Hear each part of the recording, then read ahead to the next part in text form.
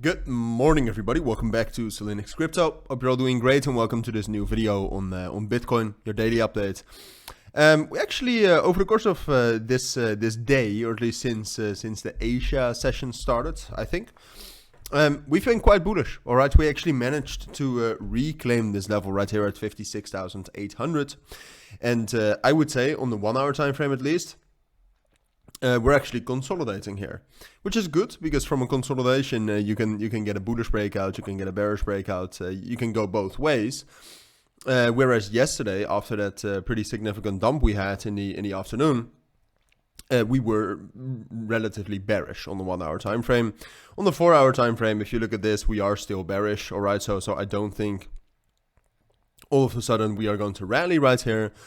But I do think we have a chance, all right? So we'll talk about that, we'll talk about the technicals, we'll talk about some fundamentals, and hopefully at the end of the video you know everything you need to know. All right, so how I view the market right now is basically the same way I have viewed the market in the past 2 days, and that is that a little bit different, all right? Because what I said in the last 2 days is that we need to break above this level right here at 58,400 to really rally. All right, and then we preferably hold this level right here at 56,700, because if we drop down below that, then we are turning bearish again. I think the second part has changed, all right, because it seems to me that the consolidation now is somewhat like this, so that even if we drop down below 56,700, I don't necessarily think that that's going to cause some sort of a cascade effect and some sort of a crash. Excuse the telephone in the background.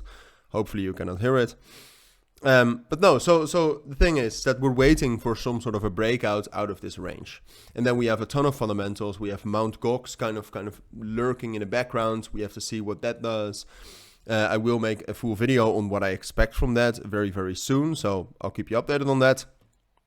But then we have the German government, which is a little bit weird, all right? Because we thought that the German government was selling off their coins. But at this point of time, it's a very mixed bag, all right? Today they have sent some things away again, but they also received over 1,600 Bitcoin again from Bitstamp. So are they really selling their coins, or is the market just selling coins because they think that the Germans are going to sell their coins? And then the German government is sending away a lot of Bitcoin again to OTC groups such as B2C2.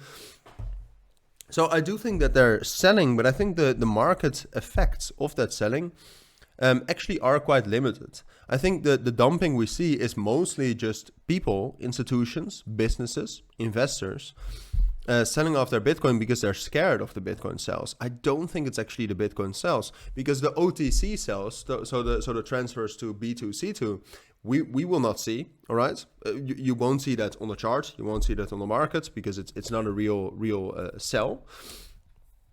And the other ones are probably quite limited.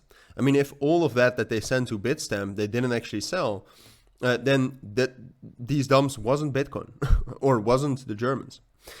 So yeah, I actually think that, and apart from that, they are still sending away a lot of Bitcoin.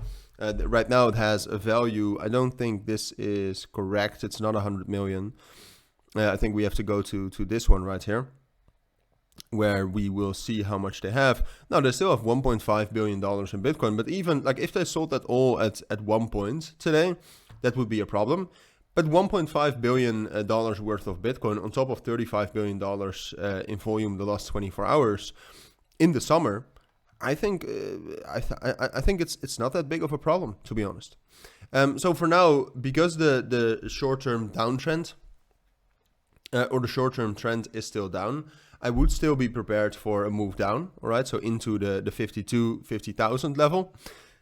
But if we can actually break above that level right here at 58,500 on the 1 hour time frame, I think some short-term recovery into that bearish continuation is also a possibility. And I would even go as far as saying that short-term, I actually like something like this a lot more, and I think it's a little bit more probable.